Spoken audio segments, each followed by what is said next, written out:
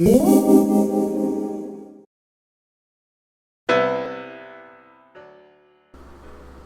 back to Fast Gadgets. Thank you for watching. I'm going to talk about Linux and Windows. And if you're on Windows, should you move to Linux, given the concern about privacy? Now, before I answer that question and give you my opinion, I'm going to talk a little bit about a video that English Bob did. Now, if you have not watched his videos, he's actually very good. English Bob does reviews of various Linux distributions and virtualization of Windows, and he does some videos on Windows as well. This recent video that English Bob posted talks about his move to Linux permanently and scrapping Windows 10 on his machine because of what he discovered after he did the upgrade. Now, personally, I think it doesn't matter if you do the upgrade or not. The privacy issues are the same, but there is more changes in store, and I just want to play a little snippet of his video, and then I'm going to talk about my opinion on Windows 10. Edition, and I was so incensed at the intrusion of privacy. The fact that not only did Microsoft want to have the ability to take every bit of data off my computer, but they also wanted to keylog me. So they wanted to keylog every single password, every single username, credit card details, bank details, all that stuff's going over to Microsoft and being stored somewhere on a server in some country on the planet. And wow, what a rich pool of data for hackers from Russia, from China. Okay, so Bob is very concerned about the privacy issue, which I completely understand. What do I think? Well, here's the thing. If you're using Windows and you've received Windows 10 for free, okay, it's hard to have expectations of privacy. Now, some may agree or disagree with me on that, but you got to keep in mind that you've received the operating system for free. The reason I say it's hard to have expectations on privacy is because somehow Microsoft has to get paid. So Microsoft is in the process of shifting from a software production business, right, where they produce software and then they sell it for money, to a service-oriented business model that basically they're seeing that maybe we can capitalize on information about our users instead of necessarily having them pay $130 for Windows 10. And they look at the models they have available and they say, well, let's look at Apple. How is Apple doing? Well, they are now giving the OS for free. So free is relative, isn't it? Because it's baked into the price somehow. Let's look at Facebook. Well, Facebook doesn't charge anybody anything, so why should we charge anybody anything for Windows 10? So they offered Windows 10 for free. Now, of course, you're supposed to have to pay for it, but I have a suspicion that may change based on the model that they are using. They want to get the largest installed base that they can. The more information they have, the more data mining that they can do, the more relevant information they can provide to other vendors, as English Bob said, whether legal or illegal. So there may be a hacking issue where information gets hacked and taken from the Windows databases where they store this information. It's entirely possible. Or they could sell it, right? So they find out what your shopping habits are, what software you use the most, how you use the operating system, and they can market this to other companies. Is that likely? It's a guarantee. We all know it is. Come on. Should that stop you from using Windows 10? Well, basically, my litmus test for whether or not I'm going to use software basically has to meet three criteria. One is utility. what kind of use do you get out of it, and what are you doing with Windows 10? If you tell me you're a gamer and you say, so I want to move to Linux and I think everything will work great, not really. You can't even play all the games. So for you, it wouldn't be a good move. So we'll talk a little bit more about utility. The other is privacy. Excuse me. Is your information private? Is there an issue where your information is being used? Yes. Is there the chance that your information could be stolen? Yes. How much should you worry? We'll talk about that. And then third is security. How much security do you have when you use Windows 10 on a day-to-day basis? And how secure is it in comparison to other operating systems? So we're going to rate each one of those areas on a 10, and then I'm going to give you a 10-point scale, and I'll give you my opinion on each. Let's start with security. If I was to rate Windows 10 as far as security, when I compare it to the other Windows operating systems, I would probably give it a 7 out of 10. So that's a solid C. Okay. The reason I say that, out of the box, as Windows 10 is, with its own antivirus software and malware defender checking, the very basics, it's good enough for the average user.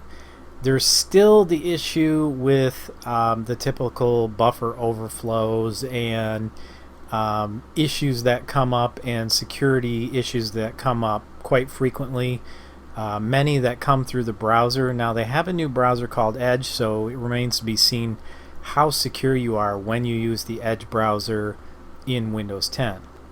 However, overall, security-wise, when you compare it to previous versions of their operating system, it really is superior to Windows XP. Windows 7 wasn't too bad. Windows 8 and 8.1 got even better as far as security goes. And Windows 10, they've really improved the security. Now, you may disagree with me, and that's okay. And like I say, it's just an opinion, and I'm not trying to tell you what's better or worse. Some will say, yes, but if you compare it to Linux or Apple, they never get any viruses. Well, never isn't necessarily true. And secondly, let's look at the numbers here. Apple is what, 2% of the OS market share? Well, of course they're not going to get hit as much. There's not as much money or incentive for the bad guys to actually hack the system and gather information. And there's a larger attack base, if you will, for Windows 10. Now, what about Linux? People say the same thing. I never get a virus in Linux. I never get hacked, etc., etc. For the most part, that's true, but I did just read about some server issues, that there's a vulnerability for Linux servers, so you can't say Linux doesn't get hacked or attacked. The chances of you getting hacked are much, much less with Linux, to the point where it's nearly non-existent, but the attack surface that's available for the bad guys is also very tiny. So it just makes sense. So saying I'm on Linux and it's a superior design and operating system isn't quite true. It's a great operating system and there's cool things about it, but in reality, it gives you the security you need, but some of it is merely because nobody wants to bother attacking, because one, it's more complicated to attack a Linux system, and two, there aren't many Linux users out there, and the ones that are out there are usually more knowledgeable, so it just makes sense to attack Windows. Okay? So that's security. I would give it about a 7, and this is, again, just opinion. What about privacy? Well, that's a different ball of wax. Now, if you watched my previous video, which was what does the Windows 10 upgrade mean to Linux users? Well, here's the thing. Yes, your privacy, when you compare it to Windows 3.1, where you had an option to register, right? Or Windows 95, where they recommended that you register. Then it went to Windows XP, where you not only, well, of course, they didn't have you require you to register, but now they wanted you to basically, forget the word, but what they're looking for with Windows XP is you have to activate. That's the word I'm looking for. You have to activate Windows XP. And you didn't have a choice on it. Of course, people found ways around that. So when Windows Vista came out, Windows 7, they got even smarter and said, we got to figure out a way to keep people from being able to not activate. Supposedly, activation was anonymous and only tied to the hardware on your system. Yes, that's true. So privacy, for Windows 7, I probably would give it a 7 to 8 out of 10. Windows 10, on the other hand, privacy, yes, much lower. Probably, I hate to say it, a 3. So F for failing. But let's think about this for a minute, okay? You might be an Android user. You might be an iPhone user. Either way, these companies are collecting egregious amounts of data on you. They know every single place that phone has been while it's been with you. Every single thing. Everything. They know even the battery's charge level. I don't know if you've read recently with Android, there's now malware that can detect what you're doing and as far as what software you're using and how you use the phone based on the charge level, and they can uniquely identify you using the charge level of your battery. I mean, this is insane. So I kind of feel like we have users with their smartphone in their hand saying, yeah, Windows 10 is bad, they're stealing my information. Well, have you been on a website lately? Have you gone to Facebook? Now, I remember reading an article about Facebook where the author went to a website, Google, and did a search for something this person had never searched for, African safaris, and then went to Facebook. And what do you think appeared in Facebook recommended advertisements? African safaris. So this person might not even be using Windows 10. They could have been on a Mac OS, right? They could have been on Linux. I've seen it happen on Linux. So companies collecting information about you, they're already there. Now, Windows, of course, and rightly so, some users would say, yes, but why do I have to have another company collecting information about me? Well, you really don't, right? You do have a choice with what operating system. And you have a choice not to have a smartphone. Say, I don't want any information collected about me. I'm not going to use a smartphone. Or I'm going to get a Linux-based smartphone. Or I'm going to load my own image on my smartphone. Or whatever. Okay, that makes you one of the intelligent users out there that is beyond the average user. And you're probably using Linux, and you probably roll your own, customize your own systems and things like that as well. But yeah, with privacy, I say it's low. Does that mean that should stop you from using Windows 10? I'm going to say no. It depends what you accept as reasonable infringement on your privacy. If you're already using Android and you use Facebook, I can already tell you right now, you have no privacy. There are companies out there that know everything about you, okay? Recently read an article about a company that has now admitted that they have a database that is complete on every U.S. citizen that has ever touched a computer, whether or not they are a minor.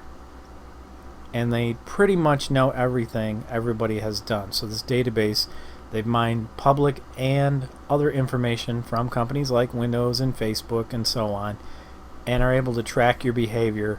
And this information is available to the highest bidder. Okay? You don't have to be on Facebook to have this happen to you. You don't have to be on Windows 10 to have this happen to you. I guess what I'm saying is the cat's out of the bag. It's a done deal. If you're worried about Windows 10, you're too late to the party. Alright? Now that's why I'm going to my last point. Utility. This is the sole basis for your decision making. Well, I won't say the sole basis, but one of the primary ones. If privacy is your concern, and you're an average user, don't worry about it. If privacy is your concern, and you have top secret information on your laptop and it's not properly secured by a government agency or the corporation you work for, I would definitely be concerned and I would consider not using it. If you're the average user, this last item, utility, is really the most important thing. Why? Because the security is okay. Privacy stinks. But if you're an average user doing average things, browsing the web, playing some video games, you're really going to tell me you're worried about privacy? And I'm not trying to offend anybody, but I mean, come on, we got to be realistic here. You've got the internet, which is rife. I had comments on my YouTube. Users say, you know, if you're worried about privacy on Windows 10, don't even connect to the internet. Don't connect to a Wi-Fi hotspot, right? It makes sense. I mean, there isn't really any privacy in the digital age, and it's sad. But as I say, that water is under the bridge. It's long gone. If you want to make meaningful, lasting change, take a look how the EU considers privacy and take a look how the United States considers privacy. Privacy needs to change at the level of legislation. Don't hamper yourself if you like to play some games and do some light web browsing because you think Windows 10 is watching what you're doing, because the whole internet's watching what you're doing. Okay? Alright, so if you're getting utility out of Windows 10, don't delete it and hobble yourself, you know, because you like playing games. Now, I'm on mostly Linux, okay? I have a Mac as well, so I kind of flop back and forth. They work really well for me. Do I use Windows 10? You bet. I do. Am I worried about privacy? Yes. Me personally, I do worry about privacy, but I also see the big picture. If I want the utility and I have nothing that I'm concerned about as far as losing, which the thing I would be concerned about losing is financial information, medical data, personal information that's identifiable to me, PII, right? For those of you who are in IT. I would not want to lose that, but I probably could lose it just by shopping at Home Depot, right, where their information was stolen, and not even get on a computer. All I have to do is go over there and swipe a credit card at Home Depot and never having touched a computer.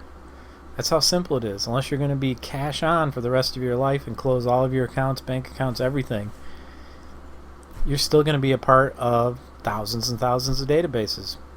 So there's no getting around it. Do our privacy concerns have validity, and do our government oversight of privacy need to change? Yes. Is it going to change anytime soon? No. The problem with privacy right now is over 50% of the population, when polled, say they value the government oversight and monitoring of U.S. citizens and access to any information over privacy, which astonishes me. I can't imagine we're losing civil liberties, right, for the sake of the government babysitting us and being able to watch over us and see our every move. So the likelihood of privacy being something that's going to be advocated for in the near future is not likely. So that's my opinion. Whenever you're thinking of anything that you're going to use, not just an operating system, what kind of utility does it give me, and can I do without it? What is the privacy concerns I have, and what would I lose if something were to be taken? And last, how good is the security? And these are things you should think about anytime. I'm going to sign up with a new bank. What's the history? How many times has their database been hacked? Hopefully none.